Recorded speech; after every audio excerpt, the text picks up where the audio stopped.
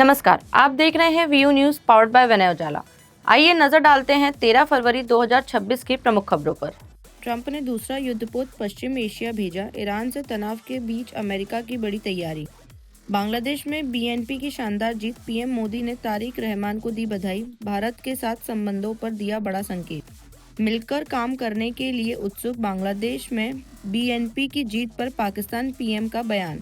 Ultra process food से heart attack और stroke का जोखिम 47% अधिक, विशेषज्ञों ने चेताया। ट्रंप की ईरान को सख्त चेतावनी, कहा डील नहीं की तो भुगतने होंगे दर्दनाक नतीजे, अप्रैल में करेंगे चीन का दौरा। एप्स्टीन मामले में नॉर्वे के पूर्व पीएम के घर पर छापा। केरल के मोटिवेशनल स्पीकर और पूर्व पुलिस अफसर पर पॉक्सो केस, नाबालिग से छेड़छाड़ का आरोप। चुनाव से पहले तमिलनाडु सरकार की महिलाओं को बड़ी सौगात, 1,31,00,000 लाभार्थियों को भेजे 5,000 रुपए। बंगलुरु के हाईवे पर तेज रफ्तार का कहर, एसयूवी और मोटरसाइकिल की टक्कर से 7 की मौत। आरटीआई खारिज करने में सुप्रीम कोर्ट और दिल्ली हाईकोर्ट सबसे आगे, सीआईसी रिपोर्ट में बड़ा खुलासा। मुंबई में नौसेना डॉकयार्ड के कचरा भंडार में लगी भीषण आग। इंटरस्टेट हेरोइन तस्करी में 3 महिलाएं गिरफ्तार, दिल्ली यूपी के बीच करती थी नशे का सामान सप्लाई। अयोध्या समेत 19 जिलों की कचहरी में बम विस्फोट की धमकी, अलर्ट जारी कर खाली कराया गया परिसर। मथुरा रोड पर ट्रक ने स्कूटर को मारी टक्कर, एक छात्र की मौत और दूसरा गंभीर रूप से घायल। भोपाल में तेज रफ्तार स्कॉर्पियो ने बाइक सवार को कुचला, फाइनेंस कंपनी का कर्मचारी था मृतक। डेयरी और पोल्ट्री के दरवाजे नहीं खोले गए, भारत अमेरिका व्यापार समझौते पर बोले कृषि मंत्री शिवराज सिंह चौहान। उज्जैन में यूरिन टेस्ट से कैंसर पहचान किट बनेगी, साउथ कोरियाई कंपनी की फैक्ट्री का काम शुरू। महाशिवरात्रि पर 10 लाख श्रद्धालुओं के लिए hi tech plan. Ujjain police Google map से करेगी क्राउड मैनेजमेंट। देवास सहकारी घोटाला, किसानों के नाम पर 8 करोड़ से अधिक की ठगी, कई अधिकारियों पर मामला दर्ज। इंदौर के डबल डेकर ब्रिज का 80% काम पूरा, 4 महीने में मिलेगी सौगात। मध्य प्रदेश में 16 साल बाद जनगणना 1 मई से शुरू होगी। भोपाल के Kushabhau Thackeray international convention centre में मुख्यमंत्री डॉक्टर मोहन यादव ने प्रशिक्षण सम्मेलन का शुभारंभ किया। पहला चरण मकान सूचीकरण और दूसरा फरवरी 2027 में जनगणना का रहेगा। 16 साल बाद शुरू होने जा रही है जनगणना। 1 मई से मध्य प्रदेश में डिजिटल काउंटिंग शुरू होगी। डॉक्टर मोहन यादव ने भोपाल में ट्रेनिंग कॉन्फ्रेंस का शुभारंभ किया। भोपाल के Kushabhau Thackeray international convention centre में अधिकारी जुटे। पहला चरण 1 मई से 30 मई तक मकान सूचीकरण का होगा। दूसरा चरण फरवरी 2027 में जनसंख्या गणना का रहेगा। सरकार का दावा है जनगणना पूरी तरह डिजिटल होगी। मैं आपको सामान्य शब्दों में बताना चाहूँगा, जनगणना 2 चरणों में होगी। पहली जो गणना होगी वो 1 मई से लेकर के 30 मई के मध्य में होगी। इसको मकान गणना के रूप में आप कह सकते हैं। इसमें जो हाउस होल्ड्स हैं उनकी गणना होगी। उसमें सामान्य प्रकृति के प्रश्न पूछे जाएंगे, जैसे कि एक मकान में कितने लोग निवास करते हैं, उनके पास क्या क्या सामान है। छोटे छोटे क्वेश्चन जो है मकान गणना के रूप में की जाएगी। ये बेस है जिसपे तैयारी होगी। फिर इसके बाद दूसरी जो गणना होगी वो अगले साल फरवरी माह में होगी, जो कि जनगणना होगी, व्यक्ति से व्यक्ति की गणना होगी। तो 2 चरणों में गणना होने वाली है। पहला चरण मई में है इस साल, अगला चरण फरवरी में है। इस बार की जो जनगणना है वह डिजिटल जनगणना होने वाली है, यानी ऐप पे जनगणना होगी। मोबाइल ऐप पे जो हमारा इनोमिनेटर होगा यानी प्रगणक होगा, सामान्यतः हमारा शासकीय कर्मचारी होगा, अपने मोबाइल पे ऐप को डाउनलोड करेगा और मौके पर ही उसी ऐप पर वो जानकारी को भरेगा। मैं एक चीज़ और भी स्पष्ट कर दूं कि इस गणना का केवल और केवल उपयोग जो है जनगणना के कार्यों के लिए होगा, यानी कि जो जनगणना से निकलने वाले डेटा हैं उनके लिए होगा। इसका अन्य किसी और चीज़ के लिए उपयोग की वो बात नहीं है, या कोई समझे कि किसी अन्य चीज़ के लिए इसका उपयोग है, ऐसा नहीं है। सर, लगभग कितने समय के बाद ये जनगणना? जनरली जनगणना 10 साल में आप सब जानते हैं होती है, लेकिन चूंकि कोविड काल था उस वजह से कतिपय कारणों से जनगणना 2021 में नहीं हो पाई थी, तो विलम्ब से हो रही है। 16 साल बाद ये गणना हो रही है। एंड आप सभी बाकी चीज़ नहीं, जानकारी छिपाने जैसा कोई अर्थ नहीं है, क्योंकि आपकी कोई जानकारी व्यक्तिगत रूप से किसी को शेयर नहीं की जाएगी। यदि आप सभी लोग, मैं एक उदाहरण समझाता हूँ कि जैसे आप 5 लोग हैं, हम 5 लोग ये बताएं कि हमारे घर में टीवी है, तो उससे एक चीज़ ये निकलेगी कि 100 लोगों के बीच में कितने के पास टीवी है। आपके पास टीवी है या नहीं है इसका किसी से कोई लेना देना नहीं है। यानी जो आपकी जो आप जानकारी देंगे, एक एक जानकारी देंगे, छोटी मोटी जो आपसे पूछी जाएगी, उसका इंडिविजुअल उपयोग किसी को ना तो दिया जाएगा, ना करना है। वह जानकारी जो है इस सम्मिलित रूप में की जाएगी। कई लोगों में डर रहता है कि अगर हमारी जो जानकारी आएगी तो फिर बाद में कोई नहीं, ऐसा कोई नहीं है। इस प्रकार से कोई, मैं पहले भी बता रहा हूँ, कोई उपयोग नहीं किया जाएगा। जनगणना की जो जानकारी है वो राष्ट्रीय स्तर पर जितनी नीतियां निर्धारित होती हैं उनके लिए होती है। एक बेसिक जानकारी है, कितने लोग कहाँ निवास करते हैं, किस स्तर पर निवास करते हैं, उनके पास किस प्रकार की सुविधाएं हैं, घर है, मकान है, नहीं है, तो उससे राष्ट्र की नीतियां निर्धारण करने में आसानी होती है। इससे आपके इंडिविजुअल व्यक्तिगत जो लाभ हैं या व्यक्तिगत जो पात्रता है उसका डिसाइड इसमें नहीं होगा, ना ही आपके नाम का रिवील करके इस प्रकार से किसी योजना का आधारशिला रखी जाएगी। तो मैं सभी से अपील करना चाहूँगा, जनगणना में आप सभी लोग भागीदारी करें। पहली बार इस जनगणना में ऐसा होगा कि आप सेल्फ इनुमरेट कर सकते हैं, अपनी जानकारी खुद भर सकते हैं, तो देश प्रगति करेगा यदि आप जो है अपनी जानकारी को स्वच्छ तरीके से देंगे। इससे आपको कोई भी नुकसान नहीं होगा। डिजिटल तरीके से इसलिए बेहतर हो रहा है क्योंकि पहले जब जनगणना होती थी मैनुअल, तो उसके जो आंकड़े आते थे, उस आंकड़े के साथ जो टेबल बनती थी, बहुत सारे प्रकाशन होते थे जिनको विभिन्न विभाग और लोग उपयोग करते थे, उसमें 6 साल 5 साल लग जाते थे। चूंकि इस बार डिजिटल होगी तो इंस्टेंट होगी, 4-5 महीने में इसके सारे रिकॉर्ड सामने होंगे।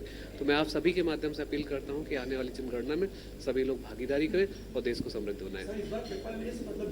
पेपरलेस जनगणना होगी, लगभग पेपरलेस जनगणना है। जहां अति आवश्यक हो जाएगा किसी रिमोट जगह पे, वहां पे या कहीं दिक्कत हो तो वहां पे कर सकते हैं, अन्यथा पेपरलेस ही जनगणना। भोपाल के निशातपुरा इलाके में सूटकेस में बंद शव मिलने का मामला सामने आया। पानी की टंकी से मिला शव सिया नाम की युवती का बताया गया, जो कुछ महीनों पहले शहर आई थी। पुलिस के अनुसार कुछ अन्य सुराग मिले, जिसकी जांच जारी है। सूटकेस में बंद मिली लाश, अब बड़ा सुराग। भोपाल के निशातपुरा इलाके का सनसनीखेज मामला। पानी की टंकी में बरामद शव की पहचान सिया के रूप में बताई जा रही है। सूत्रों के मुताबिक वह कुछ महीने पहले शहर आई थी। बताया जा रहा है कि इंस्टाग्राम से हुई पहचान के बाद वह समीर नाम के शख्स के साथ रह रही थी। दोनों के बीच विवाद होने की बात भी सामने आई है। एडिशनल डीसीपी मलकित सिंह के अनुसार पुलिस को अहम इनपुट मिले हैं। फिलहाल जांच जारी है।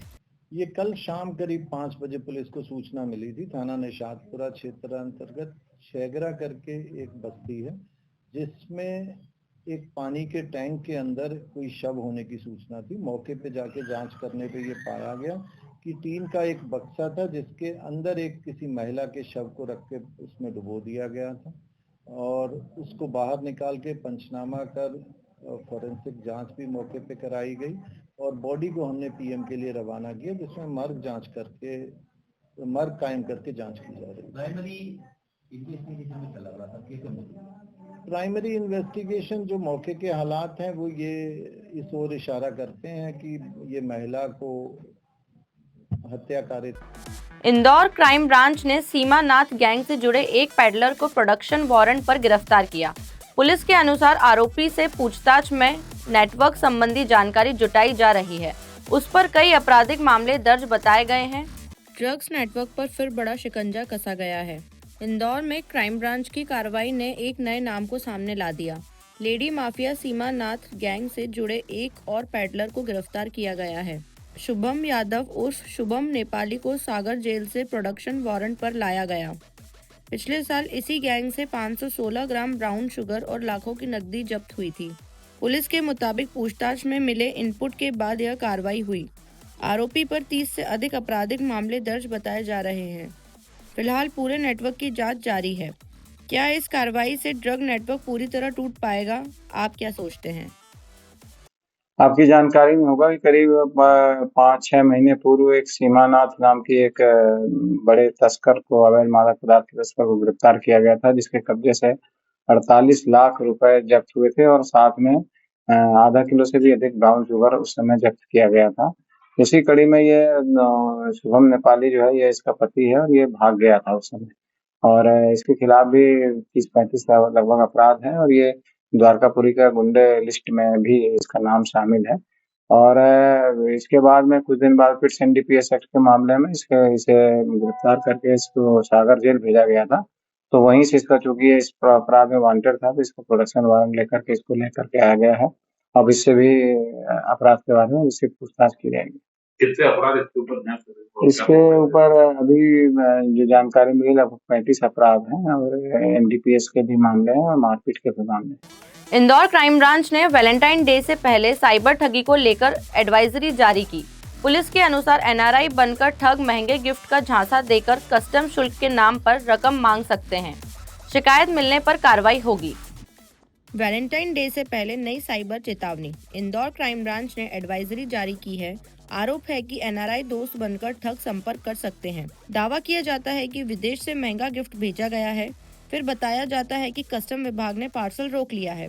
इसके बाद टैक्स और फीस के नाम पर पैसे मांगे जाते हैं। एडिशनल डीएसपी राजेश दंडोतिया ने सतर्क रहने की अपील की है। सवाल है, भरोसा करें या पहले जांच करें? आप क्या सोचते हैं? जारी की है। ऐसा बताना चाहूंगा कि इस तरह से मैसेज आते हैं फेक डेटिंग ऐप के माध्यम से फेक प्रोफाइल पर चले जाते हैं और लोगों के साथ या तो एक्सटॉर्शन होता है या फिर उनको गिफ्ट के नाम पर उनके साथ फ्रॉड होता है या फिर उनको कहीं एकांत पर बुलाया जाकर उनके साथ मारपीट की जाकर उनके साथ लूट की घटना भी हो सकती है। और मैं बताना चाहूंगा एक जो ट्रेंड चल रहा है, जो कुछ शिकायतें क्राइम ब्रांच में भी आई है, इसमें एनआरआई बन के और इसी वीक का हवाला देते हुए वो कोई गिफ्ट भेजने की बात कहते हैं और गिफ्ट को उसके बाद एयरपोर्ट से फोन आता है कि आपका एक गिफ्ट आया, लेकिन इसमें डॉलर्स हैं तो इसमें कन्वर्जन करना होगा, इसमें कैश में कन्वर्ट होगा तो इंडियन रुपीज में कन्वर्ट होगा तो आपको पैसे देने होंगे। तो इस तरह की धोखाधड़ी की कई घटनाएं भी सामने आई है। इसको ध्यान में रखते हुए, इस वीक को ध्यान में रखते हुए इंदौर पुलिस कमिश्नरेट के द्वारा एक एडवाइजरी जारी की गई। इंदौर के परदेशीपुरा क्षेत्र में चाकूबाजी और रंगदारी का मामला सामने आया। पुलिस के अनुसार आरोपी ने शराब के लिए पैसे मांगकर हमला किया। शिकायत पर मुख्य आरोपी 5 घंटे में गिरफ्तार, अन्य आरोपी की तलाश जारी है। 5 घंटे और हिस्ट्री शीटर गिरफ्तार। इंदौर के परदेशीपुरा इलाके में चाकूबाजी और रंगदारी का मामला सामने आया है। पुलिस के मुताबिक आरोपी आशीष पाल ने शराब के लिए पैसे मांगे। मना करने पर नितिन पवार पर चाकू से हमला किया गया, जिसमें हाथ में चोट आई। आरोप है कि बाद में विकास दुबे से भी मारपीट कर पैसे मांगकर धमकाया गया। शिकायत के बाद पुलिस ने अलग अलग प्रकरण दर्ज किए। मुख्य आरोपी को 5 घंटे के भीतर गिरफ्तार कर लिया गया है। अन्य आरोपी की तलाश जारी है। क्या ऐसे स्ट्रीट शीटरों पर पहले ही सख्ती होना चाहिए? आप क्या सोचते हैं?